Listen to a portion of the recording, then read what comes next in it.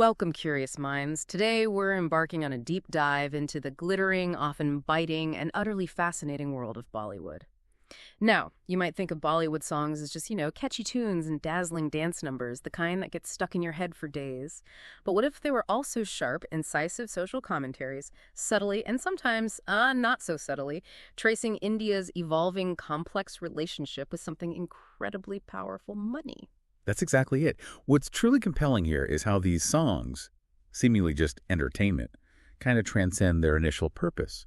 They act as profound cultural artifacts. Right, more than just songs. Definitely. They don't just mirror public discourse on wealth, corruption, and social justice. Over decades, they've actively shaped and interrogated it, becoming like a dynamic chronicle of India's economic and moral landscape. Exactly. So our mission today is to take a stack of incredible sources. We've got raw, evocative lyrics, meticulous video analyses, insightful academic commentaries, and distill the most important nuggets of understanding for you. We're going to explore how the portrayal of money, the pervasive issue of wealth hoarding, that's going to be a key theme, and even the evolving roles of women in these narratives have dramatically shifted. That's a crucial angle, the role of women. Absolutely. Think of this as your shortcut to understanding a vital aspect of Indian society, seen through the vibrant, ever-changing lens of its most popular art form. We're going to unpack the progression from, philosophical winks to outright demands for action. Yeah, showing how the public conversation around wealth has transformed over nearly 50 years. It's quite a journey. It really is. So, to begin, let's go on a quick yet comprehensive journey through 3 iconic Bollywood money songs. We'll start with the oldest and move chronologically. Good plan. That lets us build a rich tapestry, see how views on money evolved, from individual morality right through to systemic critique. And what that means for society. Exactly. This chronological sweep should highlight significant shifts in tone, message, even the core societal anxieties tied to wealth. You'll be able to identify immediate aha moments, I think, about how Indian society's views on money and the impact of its accumulation have been reflected and amplified through pop culture. Okay, let's do it. Our first stop is 1976. Now, India at this time, it was navigating a period of intense economic flux, wasn't it? Oh, definitely. You had the aftershocks of the oil crisis, persistent inflation, and the political turbulence of the emergency. Big stuff. And the license Raj was still very much in effect.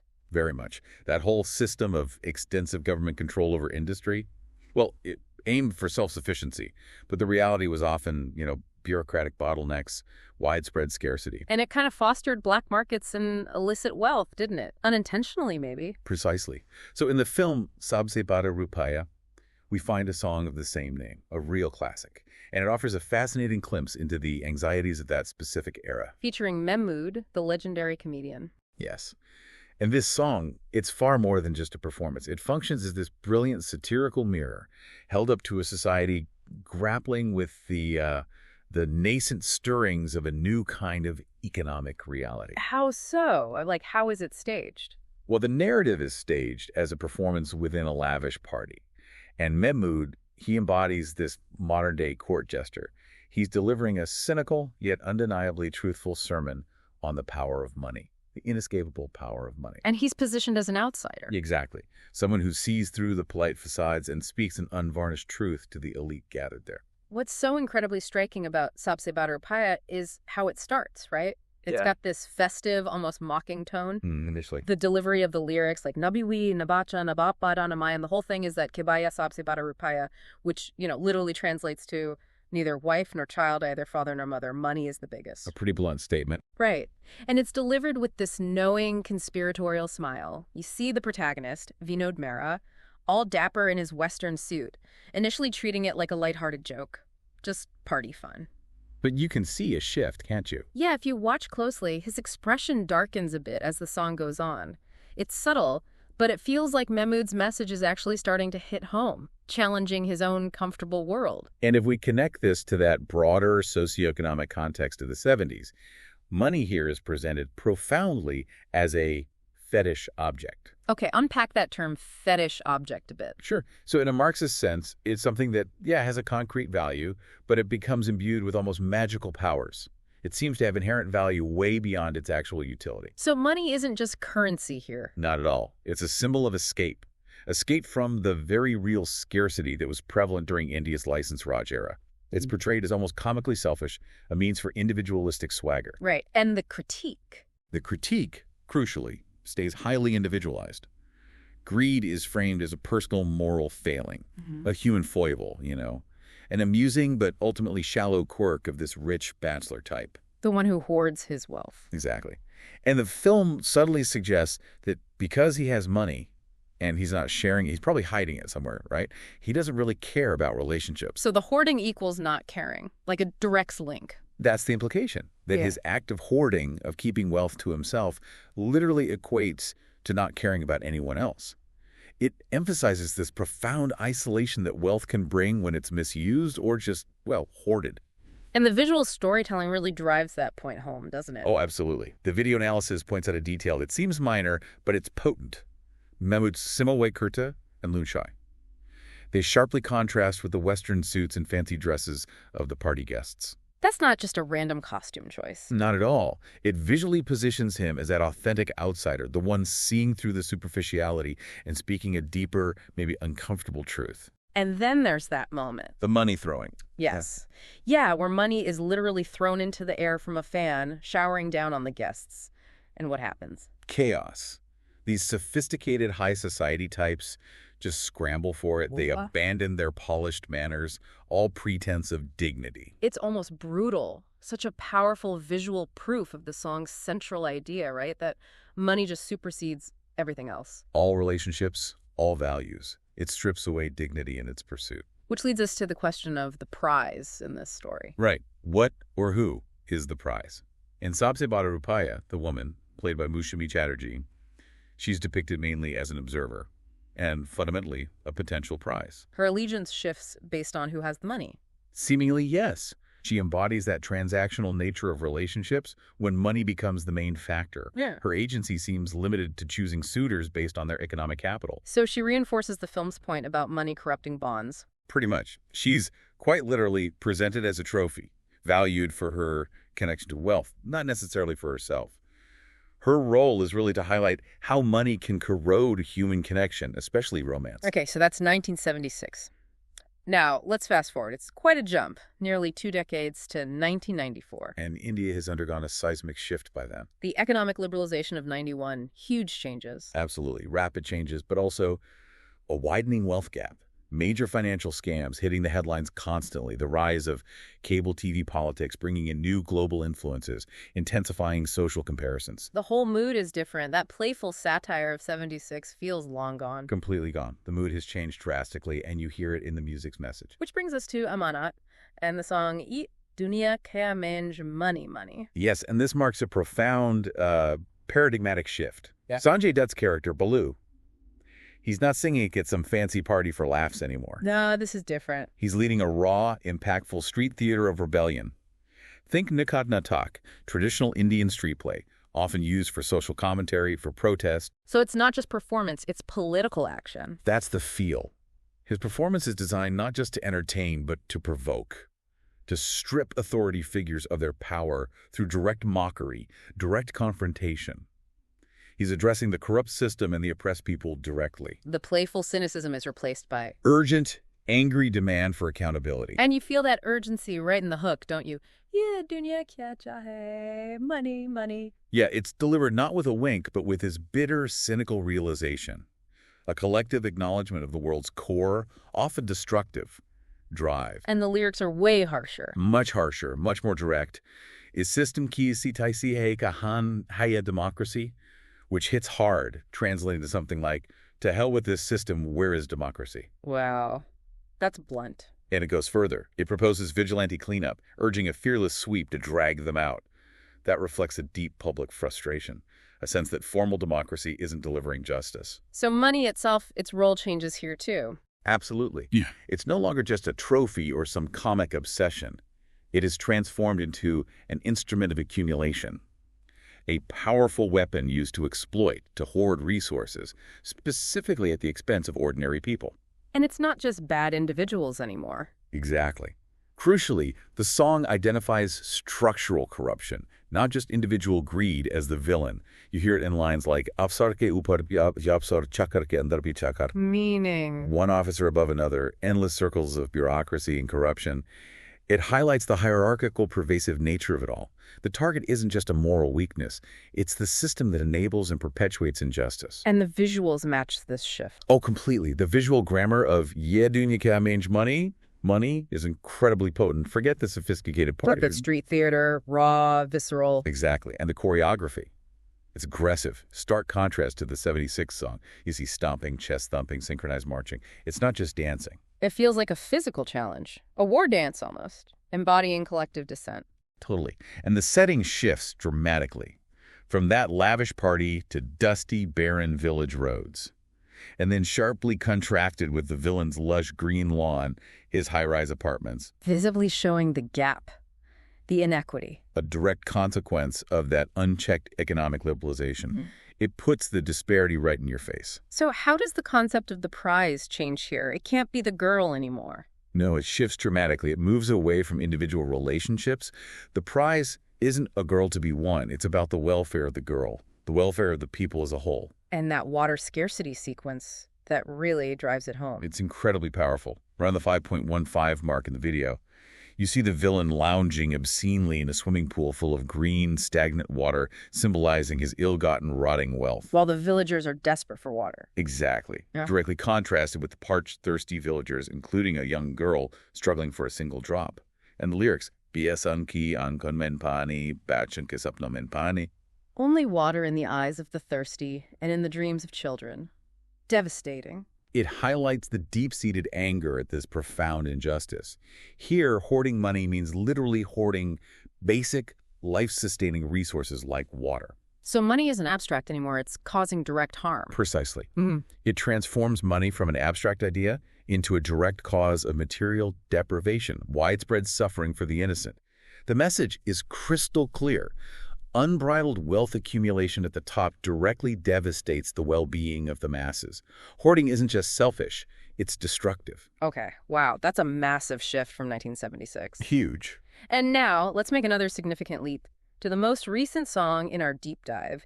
Yo-Yo Honey sings Money Lisa from the film Raid 2, released in 2025. Right, and this comes well after major economic policies like demonetization, GST. And in the midst of countless high-profile financial scams that just keep happening. Yeah, the context is, again, very contemporary, very charged. And the tone here becomes even more confrontational, doesn't it? But also, it kind of aestheticizes the problem. It's weirdly glamorous. That's what's so fascinating about Money Lisa. It brilliantly aestheticizes the very excess it condemns. It's not just a standalone party track. No, it functions as promotion for the film Raid 2. Exactly. It uses the whole visual and sonic language of a modern music video to tell a condensed version of the movie's core conflict. The aggressive, ongoing fight against black money, against illicit wealth. It shows you the world that needs raiding. Precisely. It depicts this world built on excess, a world that the film argues ultimately needs to be brought to zero through forceful intervention. And the lyrics, they get right into current policy, don't they? They do. Sharp, contemporary digs. Sahukarasare GST kemare kahanpe chupao no te karare. Which translates to, All the moneylenders are hit by GST. Where will they hide these crisp notes? It directly addresses the struggles of those trying to conceal unaccounted wealth under new tax regimes. And Honey Singh performs this. As the broker of sin. And he's literally throwing money, gesturing towards hidden compartments in this lavish casino set. It's a direct, almost brazen commentary on the relentless cat-and-mouse game of hiding black money. Implying that new laws just change the hiding spots. That seems to be the implication. Doesn't stop the hoarding, just makes it trickier. It's still a major ongoing issue. And how is money framed here? Is it still just about individuals or the system? It goes a step further, I think. In Money Lisa, money is explicitly presented as an apparatus of state-enabled corruption. State-enabled, that's strong. It is. The song doesn't just call out individual hoarders. It implicitly indicts the state itself, suggesting that through loopholes, maybe ineffective enforcement, or even complicity, the system allows these practices to persist. And the visuals support this, the look of the video. Absolutely. The video masterfully showcases the world of illicit glamour. Decadent reds and golds, these meticulous light sources like chandeliers, roulette tables, creating distinct pools of light. What does that signify? It subtly implies a kind of compartmentalized moral blindness. The illicit stuff thrives in these isolated, opulent bubbles.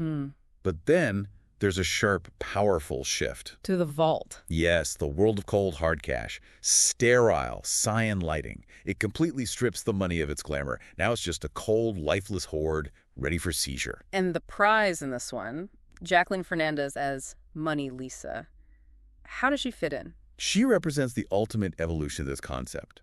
She isn't just a person or even a victim in the way the girl in the '94 song was. She literally is the money. How so? She's described as the ultimate commodity that this illicit wealth can buy. She's sitting on a throne made of currency, wearing this vibrant red dress against that cold blue background. She literally rules over a kingdom of corruption. Embodying the commodification of life itself. Exactly. This hyper-objectification, paradoxically, almost grants her a form of power, even as she remains the ultimate trize of this corrupt system. It's complex. And the hoarding mentality. Still there. Oh, absolutely. It's persisted, becomes so entrenched, so damaging, that the video's climax, Ajay Devgan's raid team storming in, harsh flashlight beams, the sound of truncheons replacing the beat suggests only one thing. Aggressive government force. Yes. A decisive crackdown by the state is presented as the only way to fix it. The lyrics declare, Padne wali Harry raid, Paisa udo. A raid is coming, so blow the money. The party's over. Definitely over. This final song brings us to that core, stark message. The rampant hoarding, the systemic corruption, it's become so pervasive that it demands aggressive, unavoidable action. A call for legal intervention. Yes, a crackdown by the state to dismantle these structures, make way for a better, more ethical society. It champions state power as the ultimate resolution. Okay, so looking back across these three songs, 76, 94, 2025, the evolution is really clear, isn't it? Absolutely. From philosophical winks about individual greed, To angry dancing about systemic exploitation and resource hoarding. to this almost clinical depiction of state raids needed to curb state-enabled corruption. And the view of hoarding shifts, too. From personal selfishness impacting relationships. To hoarding resources like water, directly harming the vulnerable. To hoarding becoming so systemic that only the government can stop it. Precisely. And the portrayal of women tells that parallel, equally telling story. Right. Recap that for us. Okay, 1976, Sabse Bada Rupaiya. Wushumi Chatterjee is the transactional object, her desirability linked to the man's wealth. She's a commodity in male transactions. Reducing her to a prize. Then 1994, Duniya Mange, money. Women shift to collective victims. The young girl denied water as the emotional anchor. Women become citizens to be saved, pulled into collective resistance, but still mediated by the male hero. And 2025, Money Lisa. Jacqueline Fernandez becomes capital incarnate, sitting on a throne of cash, the ultimate commodity, embodying the total commodification of life, yet paradoxically powerful within that corrupt kingdom. It's fascinating how the core villain stays consistent, though. Isn't it? Throughout all these shifts, the fundamental critique targets the hoarders. The method, the scale, the context changes. But the problem is always the concentration and misuse of wealth. Whether it's hiding cash, wasting water, or sitting on thrones of currency. Exactly. And that progression in female representation object, victim, sovereign commodity, it directly mirrors how the critique of capital evolves, from individual failing to systemic pathology to state-level crisis. Women's bodies become the canvas for these economic anxieties. Perfectly put, projecting and contesting the impact of unchecked wealth. Okay, so that's the overview. Now, let's take that even deeper dive you mentioned earlier. Get a bit more academic, look at the layers beneath the surface. Right, moving beyond the immediate impact into analyzing how these songs work as commentary. Because Bollywood songs about money, they've always doubled as these potent moral barometers, these cultural pivots. And we can see that by looking closely. Their visual semiotics, the deeper meanings in the imagery, the camera work, their performative politics, how the dancing and staging convey messages, and their temporal context, how they speak to their specific moments in time. This is where we can really unpack the full scope of the social commentary. Exactly. Let's start back with 1976, Sabse Bada Rupaiya. We talked about Mehmood as the jester. Academically, we might call this a carnivalesque inversion. Carnivalesque? Like a carnival? Sort of. In literary theory, it means temporarily overturning hierarchies, speaking truth to power through humor and mockery, like in a medieval carnival. Mehmood, the performer, the outsider in his simple clothes, speaks this unvarnished truth to the elite in their Western suits. And that money-throwing scene we discussed. That's a prime example of transforming abstract critique into embodied spectacle. It physically manifests the lyrical message, forcing the guests to scramble, showing money trumping relationships. It's not just said, it's shown viscerally. And the critique itself. It critiques the emerging capitalism of the 70s. Money is seen as hidden, hoarded, rather than circulated productively. But again, the critique's individualized. Greed is a personal failing. The hero's swagger signals escape from socialist scarcity, making money that fetish object we talked about. Okay, now jump to 1994. Yeah, Duniya ki Mange, money, money. You called it a paradigmatic shift. Yes, a clear move from individual to structural critique. Sanjay Dutt's character isn't just a jester, he's the charismatic, angry narrator. He's addressing the system, the corrupt officials, directly. Like street theater. And the choreography, that aggressive collective movement? That's political mobilization presented as dance. The gang moves as a single, powerful unit. It's not just dancing. It's a physical challenge to the established order. Embodied resistance. And the water scarcity sequence remains key here. Absolutely. It's the core metaphor. The villain's green, stagnant pool symbolizing ill-gotten, useless wealth, directly contrasted with the thirsty villagers. This shows money not just as an abstract symbol, but as a direct cause of material deprivation. So money becomes an instrument of accumulation. Capital literally diverts a common resource, water, to the elite, leading to scarcity, price shocks, widening gaps.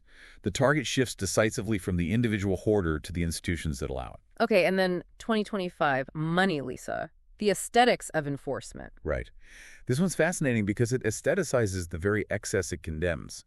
The whole music video depicts the world that ultimately needs to be brought to zero. Talk more about the visual grammar, the reds and golds versus the cyan. The Sin City sequences bathed in those warm reds and golds, with motivated light sources like lamps and chandeliers, imply this compartmentalized moral blindness. Like the corruption exists in these self-contained, glamorous bubbles. And then the shift. Abruptly to the cold, sterile cyan of the vault. This strips money of all glamour. It's presented as a lifeless hoard, cold, hard cash ready for seizure. And finally, the harsh, invasive flashlight beams of the raid sequences. Piercing the fantasy. Exactly. Reality piercing the fantasy. And the GST reference grounds it firmly in contemporary policy, suggesting even major reforms haven't curbed black money. So money here is An apparatus of state-enabled corruption. It indicts the collusion between capital and governance. The system itself is implicated. You mentioned a Lacan callback. What's that about? Yes. Honey Singh calls himself Lacan ne Zamaneka, the Lacan of the new era. Lacan was a famous character played by Anil Kapoor in the 80s film Ram Lacan, embodying street-smart, slightly lovable corruption. So Honey Singh is fusing that. Exactly. Fusing that classic character with the modern raid franchise's theme of systemic cleanup. It brilliantly compresses decades of Hindi film discourse on black money into one line, blurring the lines between the charming outlaw and the incorruptible officer. That's clever. And this idea of raid as rave. Crucial. For nearly 3 minutes, the video is basically an audit disguised as a nightclub montage. By staging money laundering as EDM choreography, it visually says, illicit finance is a party. Until the bass drops and the lights come on. Exactly. Symbolizing the moment, state power intervenes. The party's over. So if we compare these three side by side, the evolution is stark. It really is. Consider the mode of address. Satirical mirror in 76, activist megaphone in 94, representation of the state apparatus in 25. The spatial politics, elite party invaded by a jester, to the street as political theater, to a casino-turned courtroom. The embodied resistance. Individual clown, to collective mob, to government force. Even the linguistic register. Code mix philosophy, to Hinglish demands, to branded enforcement style. And it connects to those deeper philosophical threads. Classical Indian thought, Artha, wealth needs balance with dharma, duty. Yeah. Bollywood's journey charts a shift from just looking at Artha gone wrong. To demanding its subordination to dharma in 94. And by 2025, demanding Raj Dharma, the duty of the state to step in. Okay, so let's synthesize. What are the really big theoretical implications, the main takeaways from this whole deep dive? First, definitely that clear shift from a moral critique to a structural critique. Blame moves from the greedy individual to struggle hoarding, 94, to regulatory failure and state-enabled corruption, 25. It reflects a more sophisticated public understanding. Second, how performance itself functions as politics. These songs aren't just reflecting, they're encoding resistance through dance, costume, space. Cinema as a cultural pivot. Third, the striking persistence of hoarding as a social pathology. Across 5 decades, that critique of wealth concentration remains constant. What changes is the proposed solution. Individual awakening, collective action, the state force. There's a growing impatience. And finally, the crucial role of gender as an economic barometer. That progression, transactional object, collective victim, capital incarnate, shows how women's bodies become the site where economic anxieties are projected and contested. It reveals how deeply patriarchal and capitalist structures intertwine in the popular imagination, visualized through these shifting female roles. What an incredible journey we've taken. From Mahmud's sardonic Sabse Bada Rupaiya, just winking at greed, to Sanjay Dutt's furious Kahan high democracy, demanding systemic justice. Bollywood's commentary really evolves. It stops just showing an uncomfortable truth and starts shouting it. Yeah, by 2025, with Money Lisa, it suggests even shouting isn't enough. It needs the blunt force of state intervention. Yeah. This evolution, from carnival to raid, it represents not just changing aesthetics, but a fundamental shift in how popular culture imagines social change itself. But there's an irony there, isn't there? A profound irony. Each mode of critique, philosophical, activist, populist, seems to get absorbed, to some degree, into the very system it opposes. How do you mean? Well, the satire becomes party entertainment. The street theater becomes a catchy dance number. The raid becomes a promotional video for the film about the raid. The protest itself becomes part of the cultural product, part of the system. Wow. That really makes you think, doesn't it? If the critique keeps getting absorbed like that, what does that absorption itself demand? Exactly. What new forms of resistance, what new ways of telling uncomfortable truths will future Bollywood songs have to discover to actually break through that cycle, to genuinely instigate change, rather than just becoming part of the spectacle? Something truly worth mulling over. Until our next deep dive.